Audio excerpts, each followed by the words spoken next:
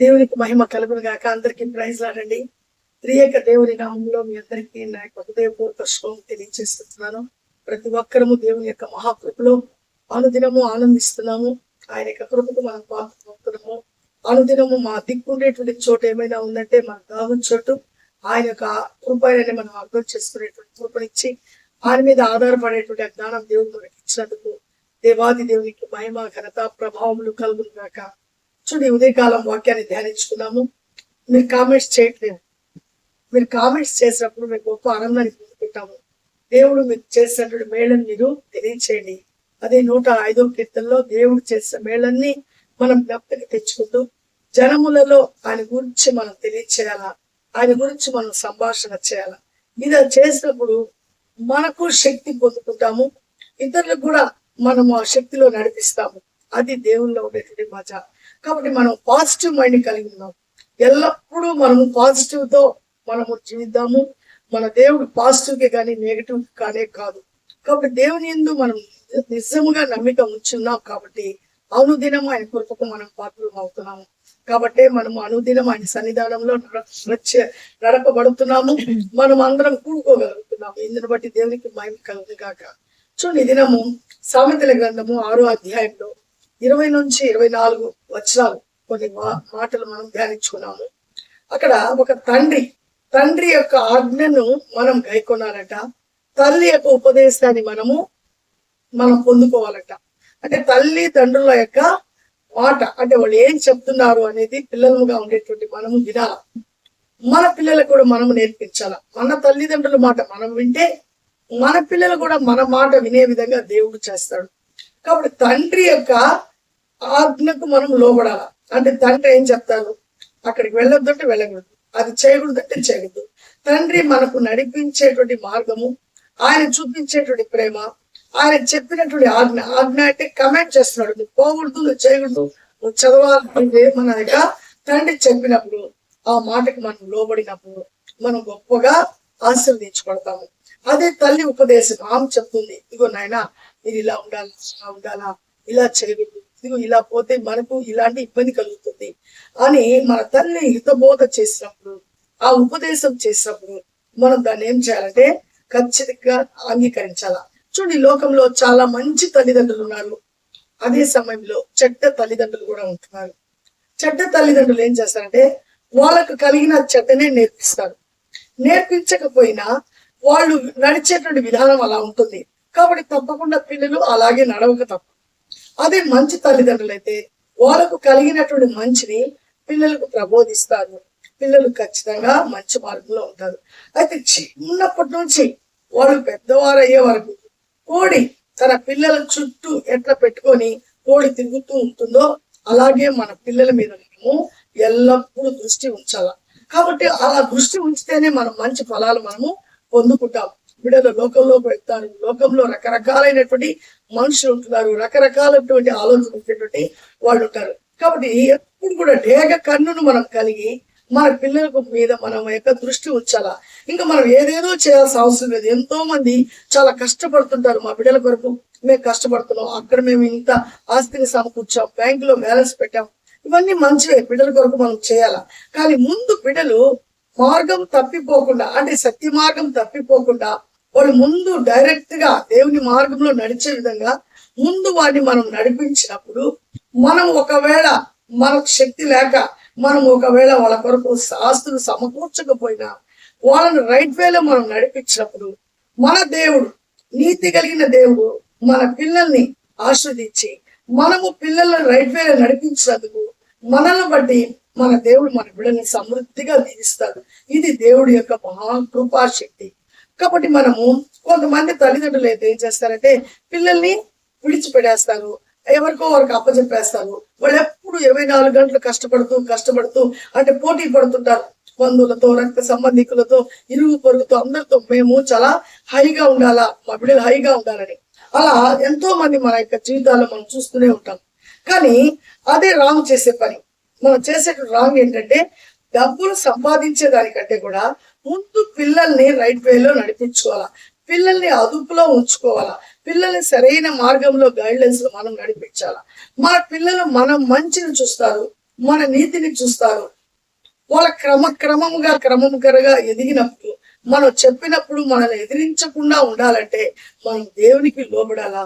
దేవునికి ఇష్టలుగా మనం బ్రతికినప్పుడు వాళ్ళు ఖచ్చితంగా దేవునికి లోబడతారు.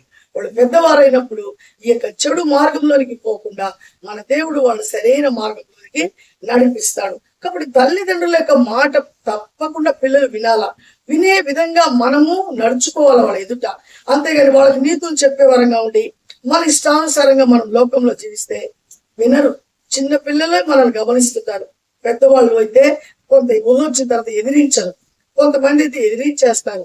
కానీ అప్పుడు మనం ఏం చేస్తాం, తల పట్టుకుంటాం, ఏంటి మా పిల్లలు మా మాట వినటం లేదని. ఎందుకు వింటారు? మీరు ముందు నుంచి చిన్నప్పటి నుంచి మీరు ఏమన్నా వాళ్ళ రూపాలతో కూడా దేవుని మార్గంలో నడిపించారా అని మీరు ప్రశ్నించుకోవాలి. కాబట్టి దేవుడు అంటాడు సామెతల గ్రంథం 22వ అధ్యాయంలో, బాల్యము నుండే మన పిల్లల్ని మనం ఏం చేయాలంట, దేవుని మార్గంలో నడిపించాలా. ప్రతిరోజు ఉదయకాలం నుంచి మనము మూఢ భక్తిలో నడిపించకూడదు. సరైన భక్తి, వాడు సరిగ్గా అర్థం చేసుకునే విధంగా సృష్టికర్త ఉన్నాడు, మనకి ఇవన్నీ ఎక్కడి నుంచి వస్తున్నాయి అనేది మనం వాళ్ళకి అర్థమయ్యే విధంగా వాళ్ళకి మనం బోధించాలి. వాళ్ళ వరకు టైం స్పెండ్ చేయాలి. మనం పిల్లలతోనే ఉండాలి, పిల్లల్ని గమనిస్తుండాలి. మనం పిల్లలకు మనం అన్ని ఇవ్వడం గొప్ప కానివ్వండి, వాళ్ళ లైఫ్ ను కాపాడాలి. మనం వాడు పెద్దవారు అయినప్పుడు వాళ్ళు ఏమాత్రము మార్గము తప్పి చెడు సహవాసంలో పడి చెడిపోకుండా నశించిపోకుండా వారిని కాపాడగలిగిన ఏకైక వాళ్ళు ఎవరైనా ఉన్నారంటే తల్లిదండ్రులు మాత్రమే. కాబట్టి తల్లిదండ్రులు వాళ్ళకి ఆ ఫ్రెండ్లీహుడ్ ని పిల్లలకి ఇవ్వాలా. తల్లిదండ్రులు ఎల్లప్పుడూ బిడ్డలతో సంభాషిస్తుండాలా, వాళ్ళకి హావభావాలు అర్థం చేసుకోవాలా. తర్వాత వాళ్ళు చెప్పేటువంటి మాటలన్నీ విని వాళ్ళు చెప్పరాని మాట ఏమైనా చెప్తుంటే వాళ్ళకి నొప్పించకుండా నైస్ గా మనం ఏం చేయాలంటే దేవుని వాక్యంతో వాళ్ళని ఖండిస్తూ దేవునిలో నడిపించాల. అప్పుడే వాళ్ళు పెద్దవారైనప్పుడు మార్గం తప్పరు.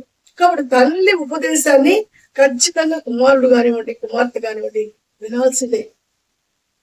తండ్రి యొక్క ఆజ్ఞకు ఆ యొక్క తల్లి బిడ్డలు లోబడాల. ఇవి రెండు జరగాలంటే మనం ఎంత దేవునికి లోబడుతున్నాం, దేవుని మీద మనం ఎలా ఆధారపడుతున్నాము అని మనం స్వయ పరీక్ష మనం ఎల్లప్పుడూ చేసుకోవాలి. ఎల్లప్పుడూ మనం అలా చేసుకున్నప్పుడు మాత్రమే రిజల్ట్ మనం పొందుకుంటాం.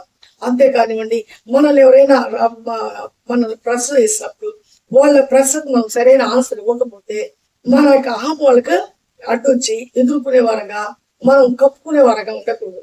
మన తప్పు తెలుసుకున్నప్పుడు మనము సరి చేసుకుని మన పిల్లలకి చెప్పినా కూడా, అమ్మా నువ్వు టీవీ చూస్తున్నావు, నన్ను చూడొద్దు అంటున్నావు అన్నప్పుడు వాళ్ళు మనము నువ్వు నన్ను అంటావా అనేటువంటి స్థితిలో ఉండకూడదు. అవునమ్మా తప్పే, నేను చూస్తున్నా కూడా తప్పే, ఇంకా చూడను అని మనము ఆ మాట అనిపించుకోకుండానే మనము దాన్ని కట్టేయాల. అంతేకాని అనిపించుకున్న తర్వాత వీళ్ళు అన్నాలా, వీళ్ళంటే నేను వినాలా అనేటువంటి మనసును కూడా విడిచిపెట్టి మనం ఆ టైంలో చిన్న పిల్లల్లాగా మారి, సరే నాన్న ఇంకా నేను కూడా చూడను అన్నప్పుడు వాళ్ళు మన మాట వింటారు. అమ్మ కూడా మన మాట వింటుందని. కాబట్టి మనము బోధించేటువంటి సమయంలో మన యొక్క ప్రవర్తన ఎలా ఉంది అని మనల్ని మనం ప్రశ్నించుకోవాల్సిన పరిస్థితి ఎంతైనా ఉంది. కాబట్టి తల్లిదండ్రులుగా ఉండేటువంటి మనము మన పిల్లల యొక్క భవిష్యత్తు చక్కగా ఉండాలన్నా, వాళ్ళ ద్వారా మంచి ఫలాలు మనము పొందుకుంటూ మన దేవునికి మనం అందివ్వాలంటే కూడా మనము వాళ్ళ కొరకు పరిపూర్ణమైనటువంటి జీవితాన్ని కలిగి సాక్రిఫైస్ అంటే త్యాగము, కొన్ని విషయాలు విడిచిపెట్టేయాలి. మనం మన పిల్లల కొరకే మనం బ్రతకాల.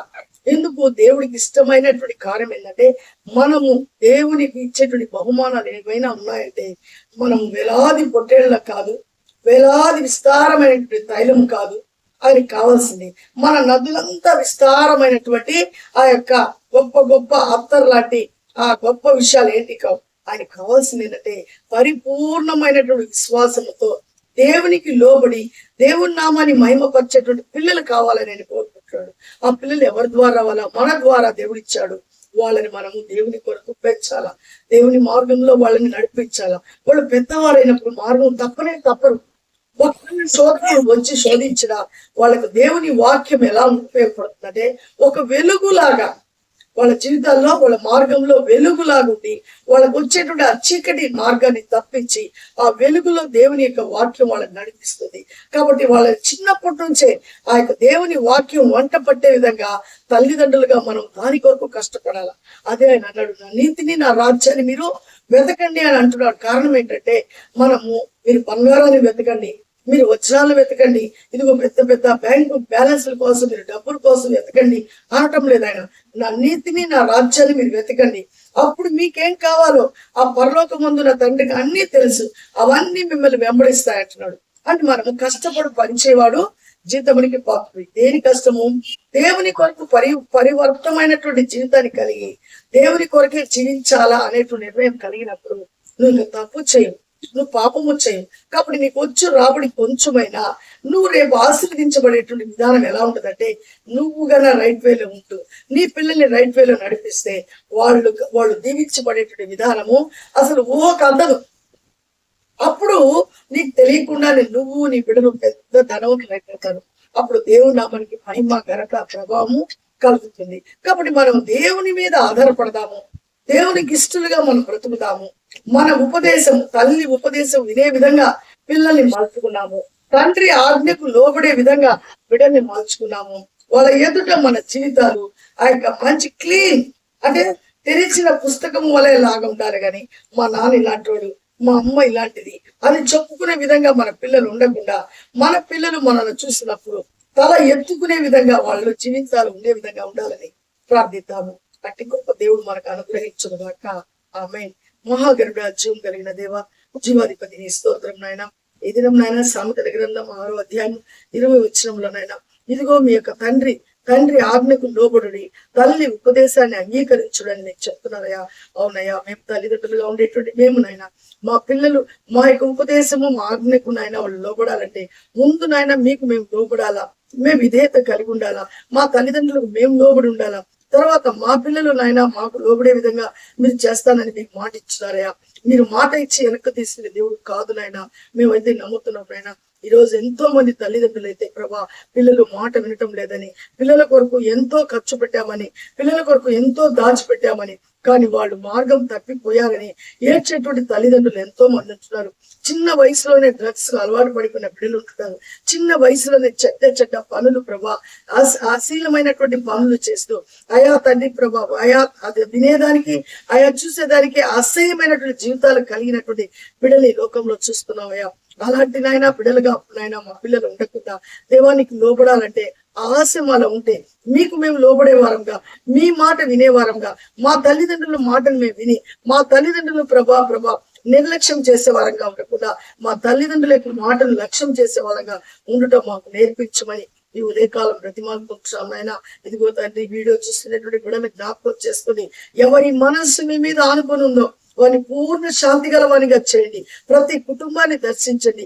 ఏ కుటుంబంలో ఏ కొత్త ఉందో, ఏ మాట వినని కుమార్తె ఉందో, ఏ మాట వినని కుమారుడు ఉంటున్నాడో, ఎందువల్ల వాళ్ళకి ఇబ్బందులు కలుగుతున్నాయో అవన్నీ ప్రభా వాళ్ళు గుర్తుకు తెచ్చుకొని, ఇదిగో నా తండ్రి వాటి అన్నిటికీ జవాబు మీరని ప్రభా మీ సన్నిధానానికి ఉన్న పనంగా వచ్చి మీ పాదములు పట్టుకొని మీ కృపకు పాత్రలై వాళ్ళ కుటుంబాలు బాగు చేస్తున్న విధంగా ఆ కృపను, ఆ మనసు వాళ్ళకి పుట్టించమని ఈ ఉదయకాల బ్రతిమాలుకుంటున్నాం.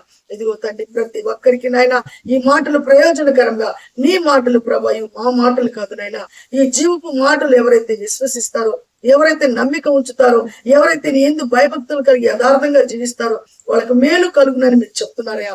మేలు కలిగే విధంగా ప్రతి ఒక్కరి జీవితం ఉన్నట్టు కృపను చూపించమని, మరలా మీ చిత్తమైతే మేమందరము సమాధానంతో నీ సన్నిధానంలో కలుసుకునే పరిత్రము మీ కృపాక్షేమంలో మా అందరితో ఉంచమని యేసయ్య పరిశుద్ధ నామంలో అడిగి బ్రతిమాలి వేడుకుంటున్నాము తండ్రి.